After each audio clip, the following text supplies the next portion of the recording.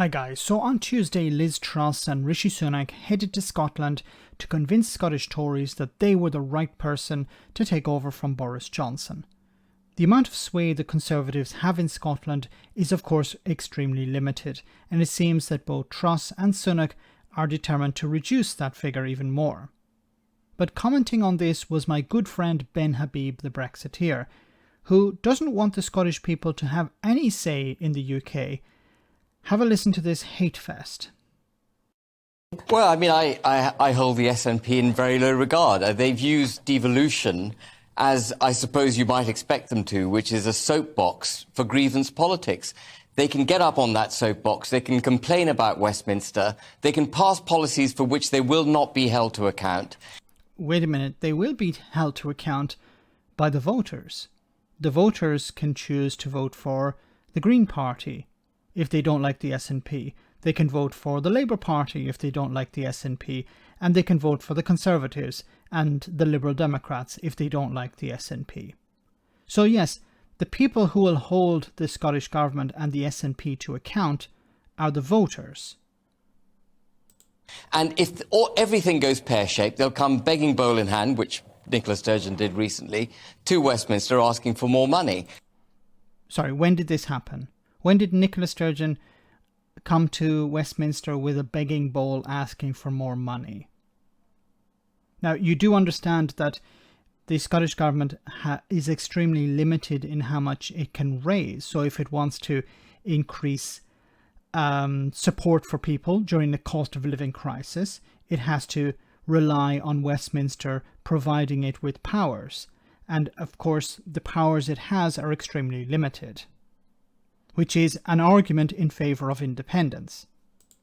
I mean, the real problem here isn't SNP. The real problem here is devolution, which was a half-baked Tony Blair creation, which really we should roll back completely. And I agree entirely with one of your viewers who said that the Holyrood should be abolished. I'd abolish the Welsh Assembly and I'd abolish Stormont. We are one united kingdom.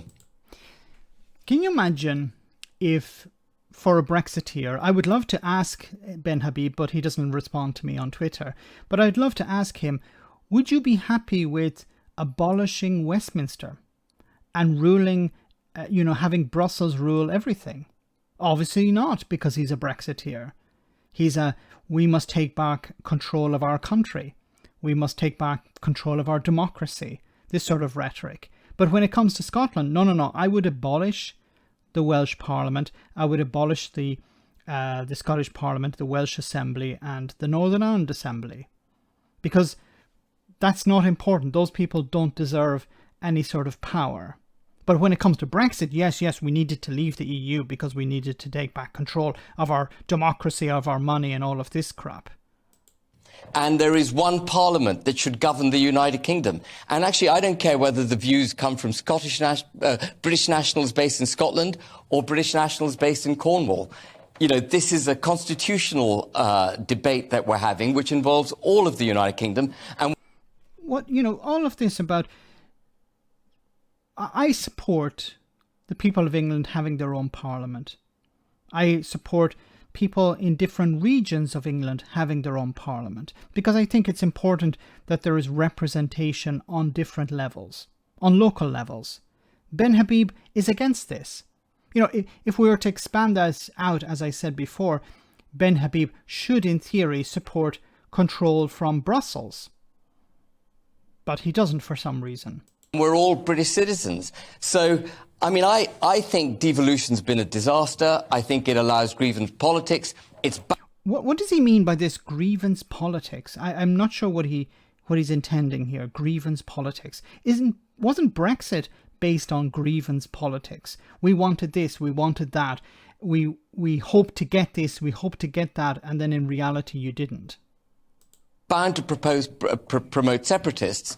But there is one interesting point I'd just like to make before I stop, and that is that the Conservative Party actually has an unhealthy relationship with the SNP. Because for as long as the SNP can hold its ground in Scotland, it's very, very hard for the Labour Party to get an outright majority. So even... That's not actually true, because the Labour Party at the moment have one MP in the House of Commons from Scotland. So it's nothing to do with I know this old argument that the Labour Party need to win in Scotland in order to win a majority in the House of Commons, but that's no longer the case. I don't think it was ever the case. Though the SNP might tilt against the Union and therefore offend the Conservative and Unionist Party, it's actually rather helpful for the Tories that the SNP exists. I said that was my final point. There's one other point I'd like to make, which is that on the union of the United Kingdom, actually the real threat right now is not from Scotland. The real threat is from Northern Ireland, which, as we know, has been substantially left behind in the European Union. What do you mean, we know? We know. It's just, these are, barefaced barefaced accusations here that the EU, that the Northern Ireland has been left behind in the EU. Northern Ireland is not part of the European Union. You would imagine that somebody who has followed Northern Ireland politics for a bit would understand that, but obviously he doesn't understand it, or he's lying. Stormont isn't functioning. We have an elected party in Stormont that is openly hostile to the United Kingdom. Elected. That's the point, Ben. Elected.